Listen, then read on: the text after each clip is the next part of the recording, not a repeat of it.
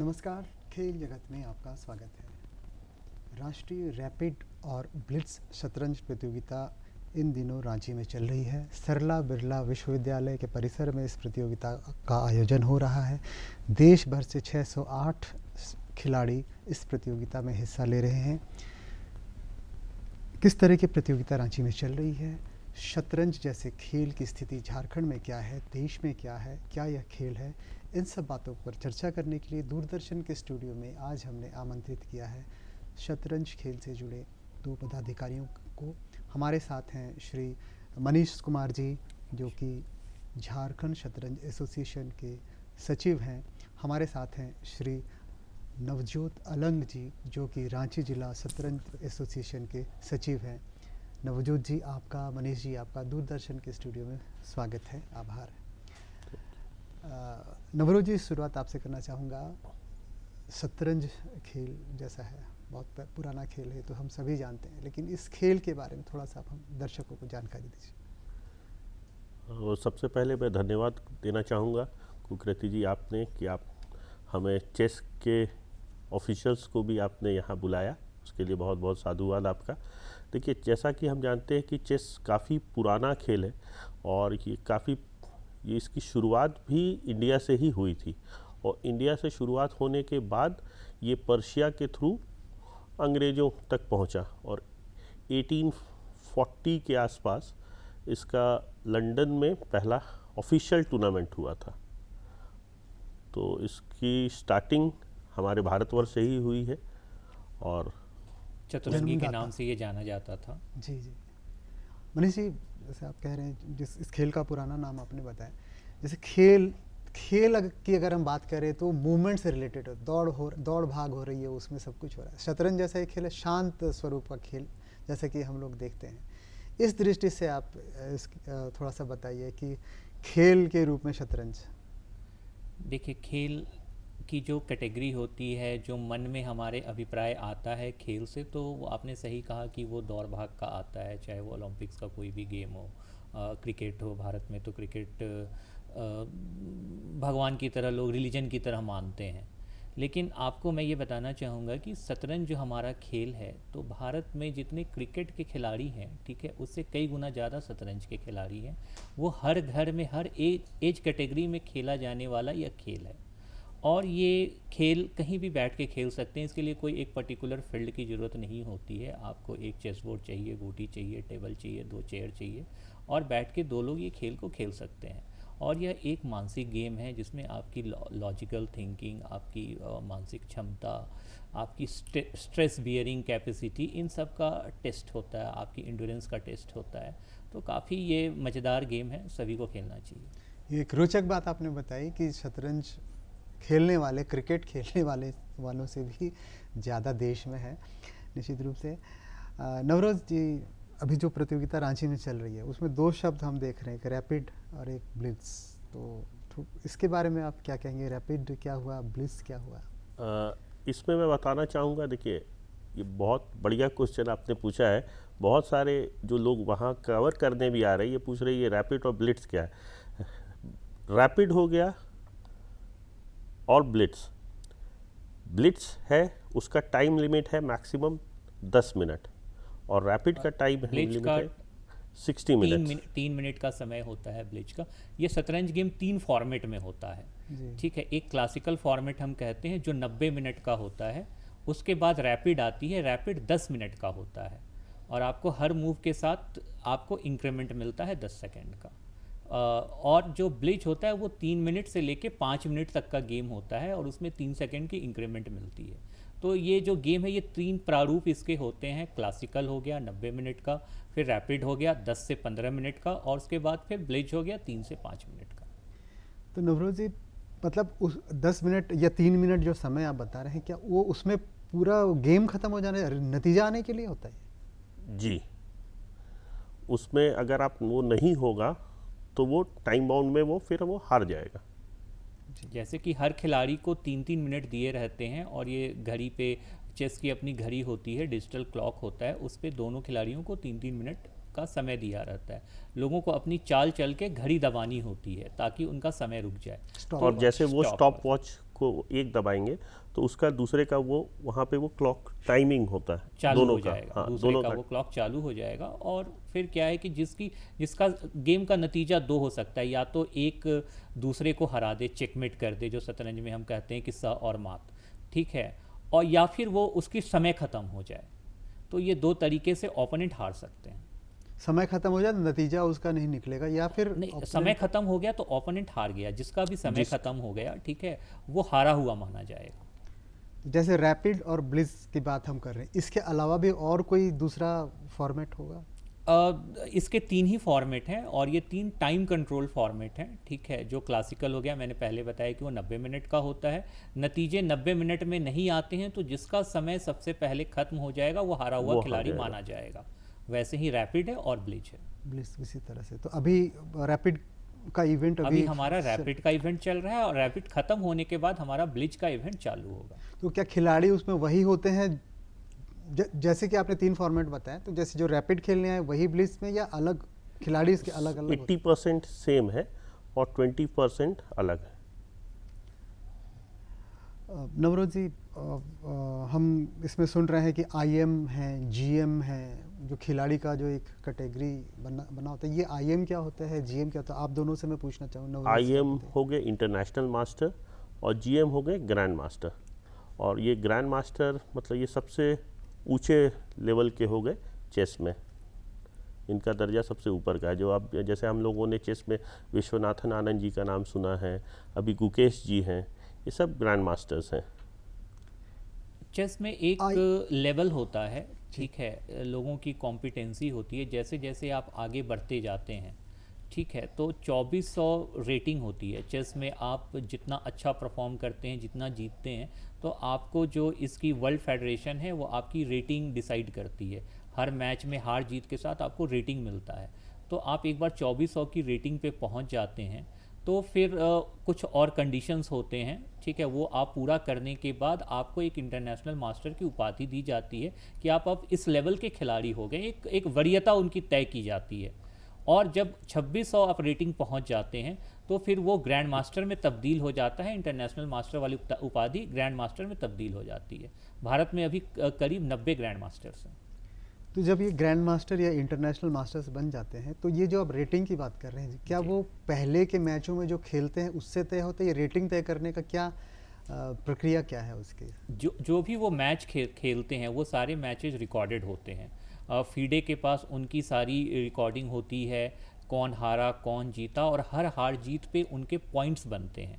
तो जिसके सबसे ज़्यादा पॉइंट्स बनते हैं उस हिसाब से उनकी रेटिंग बढ़ती रहती है। नवजोत जी, अभी रांची में जो प्रतियोगिता हो रही है, राष्ट्रीय प्रतियोगिता, इसमें IM GM की अगर बात करें तो अंदाज़न कितने खेलने के लिए आए होंगे, और वो बाकियों से कैसे भिन्न है? या टूर्नामेंट के जो मैचेस होंगे तो उसमें टाई शीट बनाने में क्या उसका भी ख्याल रखा जाता है? इस पर कुछ कहना चाहेंगे? देखिए, IM और GM मिला के लगभग 50 के लगभग संख्या है, और ये बाकियों से इनका टॉप बोर्ड्स पे ये परफॉर्म करते हैं। और बाकियों से भिन्न तो है कुछ, जैसे झारखंड के प्लेयर्स हैं, क्योंकि झारखंड में ये इतना बड़ा टूर्नामेंट हो रहा है रांची के, तो काफ़ी लोग पार्टिसिपेट कर रहे हैं। तो वो बिगनर्स हैं बेसिकली, या नॉर्मल लेवल के हैं, डिस्ट्रिक्ट प्लेयर्स हैं, स्टेट प्लेयर्स हैं। तो उनके लिए बहुत ही अच्छी बात है कि उनको IM के साथ GM के साथ खेलने का मौका मिल रहा है, या सेम, ठीक है, मैच अगर नहीं भी पड़ रहा है तो सेम वेन्यूज़ पे वो रहेंगे, सेम वेन्यूज़ में वो देख रहे हैं कैसे वो खेल रहे हैं। तो इससे उनके खेल में काफ़ी फ्यूचर में काफ़ी इस खेल में अगर वो आगे बढ़ते हैं तो ये ज़रूर एक हेल्प तो मिलेगी।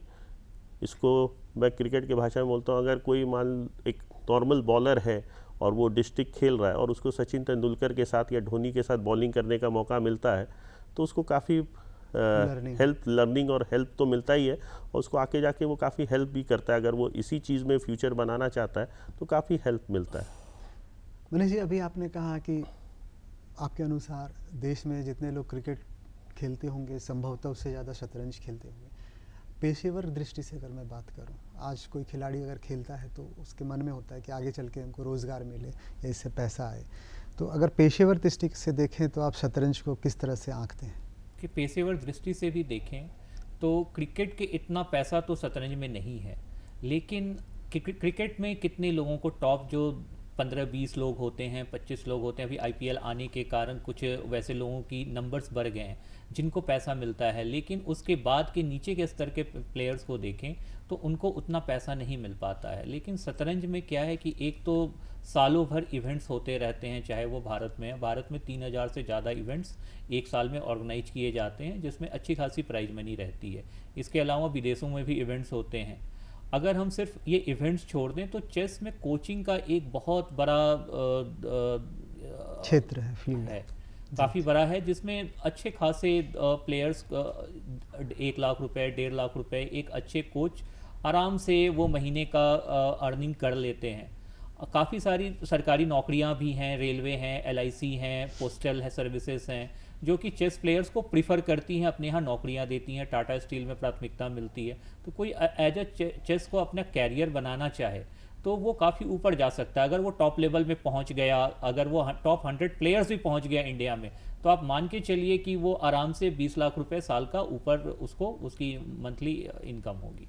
बिल्कुल, ये बिल्कुल इसमें नई मैं बात एक है। चीज़ ऐड करना जी चाहूँगा। बिल्कुल। जैसे अभी हमने गुकेश जी का पीछे देखा, तो वो जो विनिंग हुए उनको लगभग 12 करोड़ की प्राइस मनी मिला। जैसे टाटा स्टील का जो टूर्नामेंट होता है उसमें विनर्स को 1.3 मिलियन प्राइस मनी है, लूज़र को 1.2 मिलियन है।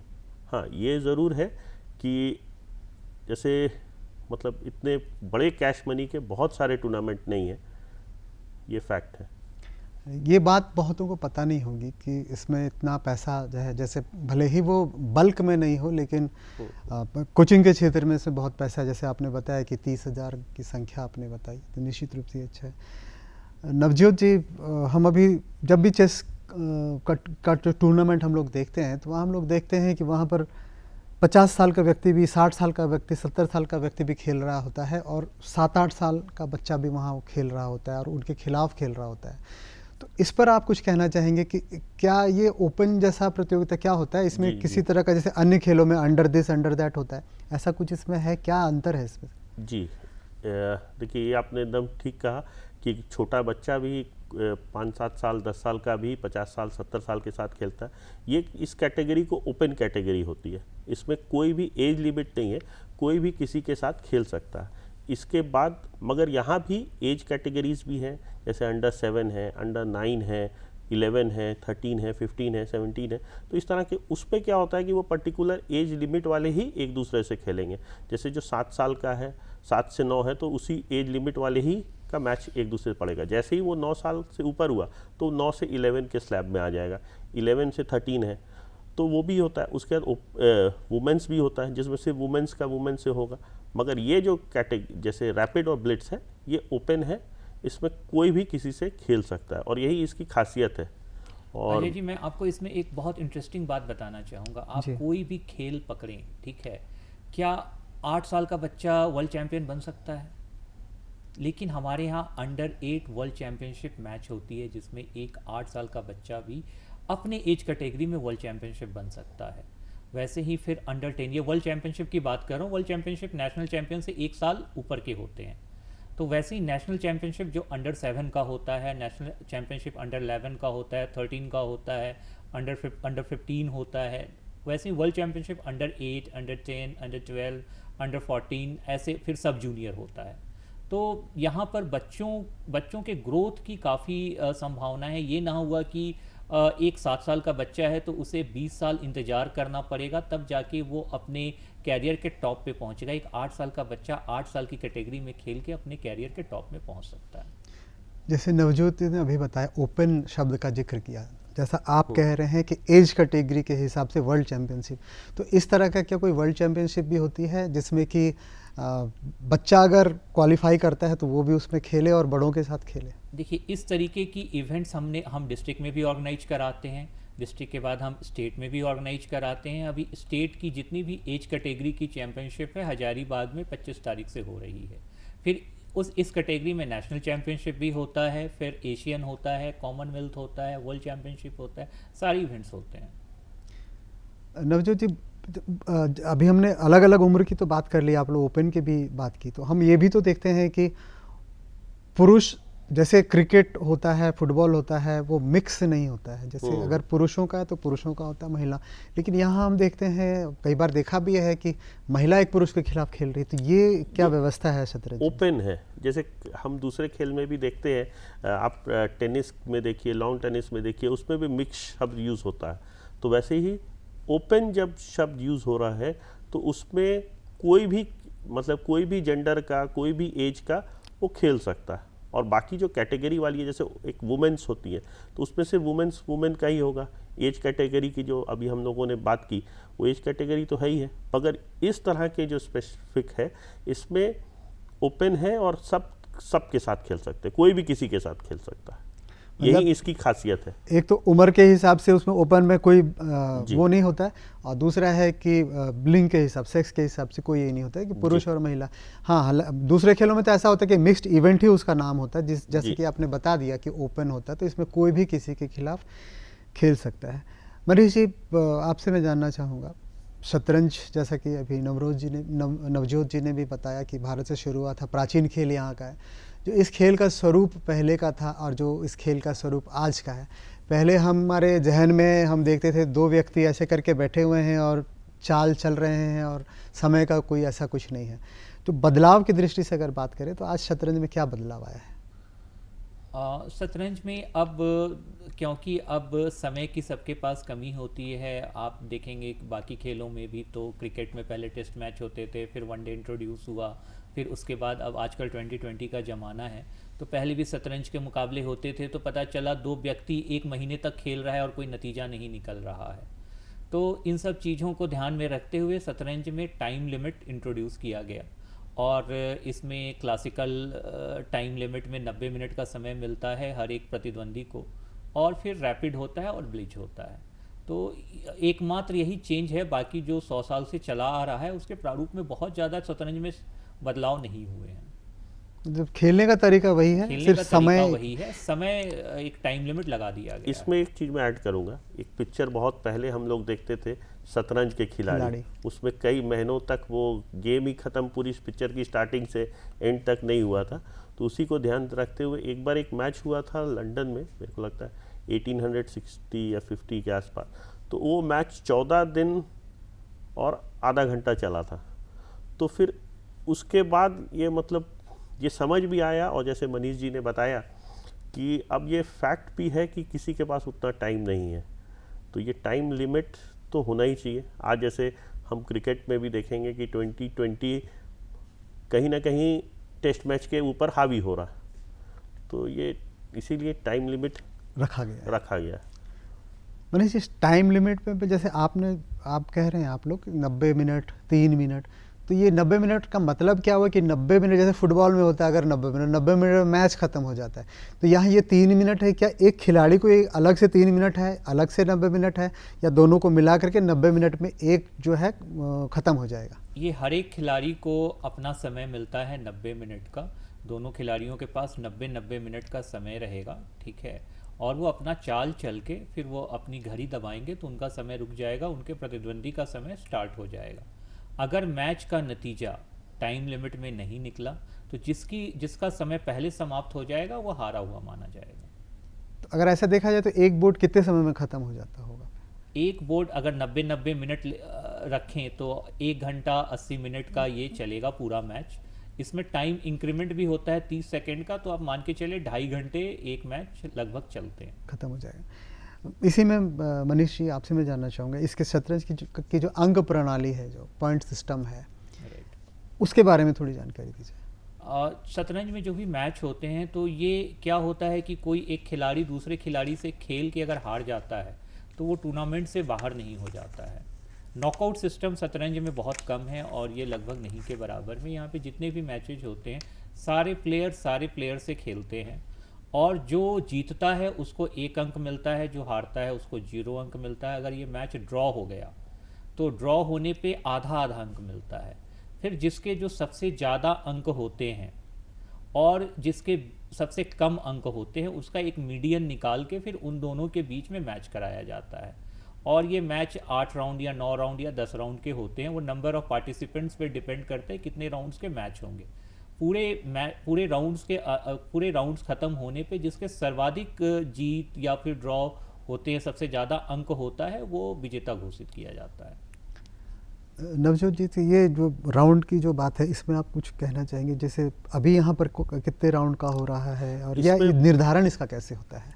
देखिए, इसका निर्धारण सबसे मेन ये है कि एट द लास्ट जिसका स्कोर सबसे ज़्यादा होगा वही जीतेगा। तो जैसे 7 राउंड 9 राउंड बता रहे हैं, इसको कैसे 7 राउंड 9 राउंड के बाद फाइनली जो फाइनल स्कोर है, जैसे स्क्वायर रूट +1 ये राउंड का सिस्टम है। जितने प्लेयर्स रहेंगे उसका जो स्क्वायर रूट होगा +1, इतने नंबर ऑफ राउंड्स होंगे। तो राउंड्स का मतलब क्या, कौन किससे कितने बार खेलेगा? एक खिलाड़ी 7 मैच खेलेगा अलग अलग से? सारे क्या अलग अलग पार्टिसिपेंट से खेलेगा। जैसे मान लीजिए कि अगर 80 खिलाड़ी हैं तो लगभग 9 राउंड का मैच होगा, ठीक है। तो जो पहला खिलाड़ी जो वरीयता में सबसे ऊपर है, ठीक है, 1 नंबर रैंकिंग है उसकी, और एक खिलाड़ी है जिसकी 80 नंबर रैंकिंग है, तो पहला वाला 40 से खेलेगा, दूसरा वाला 41 से खेलेगा, तीसरा वाला 42 से खेलेगा, और उसके बाद जो रिजल्ट्स आएंगे फिर उसको उसी अनुपात में उसकी रैंकिंग बनाई जाएगी। और फिर वैसे ही जो पहले रैंकिंग में फर्स्ट होगा वो फिर 40वां से खेलेगा, जो रैंकिंग में सेकंड होगा वो 41वां से खेलेगा, और ऐसे करके टोटल 9 राउंड कंप्लीट किए जाएंगे। और 9 राउंड कंप्लीट होने के बाद जिसके सबसे ज़्यादा अंक होंगे वो विजेता घोषित किया जाएगा, और मेरिट लिस्ट उसी आधार पर बनेगी। एक बात और है नवजोत जी, अभी जो प्रतियोगिता राष्ट्रीय चल रही है, इसमें कहा जा रहा है कि 4 खिलाड़ियों का सिलेक्शन होगा जो कि भारत की टीम से एशियन प्रतियोगिता में खेलेंगे। तो ये क्या है, किस तरह से सिलेक्शन होगा, और मतलब इसमें 4 कैसे होंगे, टॉप 4 हैं, क्या है, इसके बारे में कुछ जानकारी दीजिए। ये जैसे जो जीतेंगे रैपिड में और ब्लिट्स में वो एशिया को में रिप्रेजेंट करेंगे। और इसमें जो अभी जैसे मनीष जी ने बताया कि जो टॉप प्लेयर्स होंगे, टॉप 4 दोनों के टॉप 2 तो वहीं रिप्रेजेंट करेंगे। और इसमें एक चीज़ मैं और ऐड करना चाहूँगा, जैसे मनीष जी ने बताया कि ये जो हम जो ये मैनुअल ये नहीं करते हैं, ये कंप्यूटर के थ्रू ही वो एक दूसरे का कौन किससे खेलेगा ये चयन होता है। जैसे कि ये ओपन प्रतियोगिता है, तो क्या इसमें कोई एक छोटा बच्चा भी जा सकता है एशियन प्रतियोगिता में, या वहाँ पर जाके के कुछ? एकदम सर, इसमें कोई भी, अब जैसे मान लीजिए हमारे वहाँ 7-8 साल के भी हैं और मेरे को लगता है 70 साल के भी हैं, तो जो जीतेगा वो रिप्रेजेंट करेगा, वो भी इर्रेस्पेक्टिव ऑफ हिज एज। वो भी ओपन प्रतियोगिता हाँ, होगी। हाँ, हाँ। वो कहाँ होने वाली है और कब, उसका कुछ है ऐसा है? और उसमें कितने लोग भारत से जाएंगे? 4 ही जाएंगे? 4 रिप्रेजेंट करेंगे, मगर वो कहाँ होने वाली जी अभी तय नहीं हुआ है, इसका आइडिया मेरे को आज नहीं है। मनीष जी, झारखंड की बात करते हैं। झारखंड, आप झारखंड शतरंज एसोसिएशन के, ऑल झारखंड चेस एसोसिएशन के सचिव हैं। इस खेल की स्थिति झारखंड में क्या है? झारखंड में चेस के प्रति अभी काफ़ी रुझान बढ़ा है। पहले हमारे पास अच्छे कोचेज हर ज़िले में नहीं हुआ करते थे। अभी रांची की बात कर लें, जमशेदपुर पहले ही चेस में काफ़ी आगे रहा है, अग्रणी रहा है। हजारीबाग जैसे ज़िले, वहाँ पे हमारा चेस का बेस काफ़ी बढ़ रहा है। सरायकेला में बढ़ रहा है, चाईबासा में काफ़ी अच्छा माहौल है चेस का। तो धीरे धीरे सभी ज़िलों में एक चेस का सकारात्मक माहौल बढ़ रहा है, और आने वाले दिनों में हम देखेंगे कि हमारे यहाँ से इंटरनेशनल मास्टर, ग्रैंड मास्टर यहाँ से ज़रूर निकलेंगे। अभी क्या यहाँ पर कोई ग्रैंड मास्टर या ऐसा कुछ इस तरह के ग्रेड के खिलाड़ी? झारखंड में एक ग्रैंड मास्टर है, हमारे पूर्व सचिव नीरज जी। अच्छा, जो झारखंड चेस एसोसिएशन के पूर्व सचिव थे। एक झारखंड में अभी तक एक ही है। तो नवरोज जी, रांची की बात करें, आप रांची जिला शतरंज एसोसिएशन देखते हैं, सचिव हैं उसके। रांची में शतरंज का क्या माहौल होगा? देखिए, रांची में और झारखंड में चेस ग्रो कर रहा है हर डे के हिसाब से, और इसमें मैं एक श्रेय मतलब अपने प्रेसिडेंट को देना चाहूँगा, डॉक्टर प्रदीप वर्मा को, कि हमें बहुत सारे टूर्नामेंट्स, बड़े टूर्नामेंट्स में एक बड़ी मदद मिल जाती है। सरला बेल्ला स्कूल में हो चाहे कॉलेज में हो, हम टूर्नामेंट्स को वहाँ करते हैं। अभी 1-1.5 महीने पहले ही हमने ऑल ईस्ट इंडिया के जितने कॉलेज हैं उनका यूनिवर्सिटी टूर्नामेंट कराया था। तो इससे काफ़ी एक्सपोजर मिलता है। उससे पहले हमने रांची में नेशनल अंडर-9 कराया था। उससे पहले हमने CBSE ऑल इंडिया कराया था। तो फिर इस तरह के टूर्नामेंट से काफ़ी एक्सपोजर मिलता है। और मैं एक और बात बताऊंगा सर, कि जब हम 10 साल पहले देखते हैं चेस को, तो रांची से मैं डिस्ट्रिक्ट की बात कर रहा हूँ, अभी डिस्ट्रिक्ट में 20, 25, 30 मैक्सिमम 50 के अंडर ही लोग पार्टिसिपेट करते थे। आज एक डिस्ट्रिक्ट टूर्नामेंट होता है, उस कई टूर्नामेंट में आप भी आए हैं। तो आज उस चेस में एक डिस्ट्रिक्ट टूर्नामेंट में 200 की एंट्रीज़ होती हैं, और कई बार इतनी एंट्रीज़ होती हैं कि हमें लास्ट मोमेंट तक आती रहती है और हमें ना करना पड़ जाता है। तो इससे हम देख सकते हैं कि चेस अपने आप में ग्रो कर रहा है। और जैसा आपने क्वेश्चन पूछा था झारखंड गवर्नमेंट के बारे, तो गवर्नमेंट का रुझान अच्छा है, और एक जो एजुकेशन डिपार्टमेंट के थ्रू जो एक टूर्नामेंट होता है उससे भी काफ़ी सहयोग मिल रहा है। वो 21 दिन की ट्रेनिंग होती है, फिर वो नेशनल रिप्रेजेंट करते हैं, तो उसमें मैं झारखंड का रोल काफ़ी अच्छा है। जबकि शतरंज खेल के बारे में हमने जाना, और बहुत सारी बातें जो कि हमें भी नहीं पता थी और बाहर लोगों को भी शायद ना पता हो कि कितने लोग शतरंज खेलते हैं। जैसे नवजोत जी ने अभी बताया कि इतनी एंट्री हो जाती है कि उनको मना करना पड़ता है, ये बाहर से दिखता नहीं है। हमें भीड़ सिर्फ क्रिकेट में दिखती है, फुटबॉल और हॉकी में दिखती है, क्रिकेट में कोचिंग सेंटर्स में ज़्यादा दिखती है। एक बहुत अच्छी बात है ये। और भले ही शारीरिक विकास की दृष्टि से अगर हम देखें तो हम कह सकते हैं कि शतरंज जो है शारीरिक विकास की दृष्टि से, परंतु अन्य विकास जो एक व्यक्तित्व विकास के लिए चाहिए, जो मानसिक विकास हुआ, बौद्धिक विकास हुआ, अन्य तरह का जो सोचने की क्षमता, निर्णय लेने की क्षमता, वो इस शतरंज जैसे खेल से आती है। ये बहुत अच्छी बात है कि रांची में एक राष्ट्रीय स्तर की प्रतियोगिता का आयोजन हुआ है। इससे एक माहौल बना है, और जो बच्चे खेल रहे हैं वो तो हैं, और जिनको पता चल रहा है, जो वहाँ जा कर के देख रहे होंगे, उनको भी शतरंज खेल के प्रति रुझान आएगा उनके मन में। तो हम उम्मीद करते हैं कि जैसे अन्य खेल आगे बढ़ रहे हैं, उस तरह से शतरंज का जो खेल है वो जनता के बीच में पहुँचे, और उसका प्रचार प्रसार और आप लोगों के माध्यम से हो रहा है। बहुत अच्छी बात है। आप दोनों स्टूडियो में आए, शतरंज के बारे में महत्वपूर्ण जानकारियाँ हमारे दर्शकों को दी। मनीष जी आपका और नवजोत जी आपका दूरदर्शन के स्टूडियो में आने के लिए बहुत बहुत आभार है, धन्यवाद दूरदर्शन की तरफ से।